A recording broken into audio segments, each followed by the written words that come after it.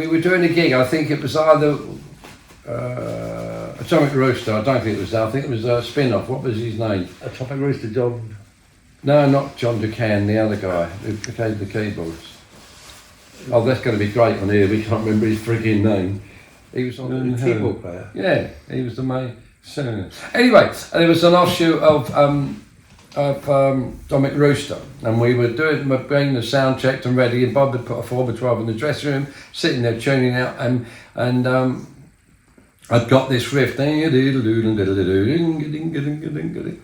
and then Bob came in and said, well, they're not turning up, so they cancelled the gig. So I said, well, look this, and I said, we'll go home, we'll finish that. So it must be somewhere fairly close to home. And we went home, finished the song, and again, the typical lyric, I ain't going to work, I ain't going to work. That's him with his dream was always not to work anymore and stay in bed till I'm satisfied, let my head. This is Rossi Young lyrics. So I worked in a place called Thornycross when I was a apprentice toolmaker. That's months ago now, isn't it? And and I ain't going to work no more. It was all pretty much about me not wanting to work. Lazy fucker. At Thorn, anywhere. Eh? You never did. I don't want, No. Yeah. No. Yeah, no. And there was a period. I said. Yeah, right. And there was a period because we had been writing so many songs, and we had so many good ones. Obviously, the more you had, which is what we were always guilty of, which had caused problems for years. There was so much material that you just, oh, that's a good, and that's a good, that's a, if you bring in 3. There's not much to cull from, so the quality control goes down for what you pick.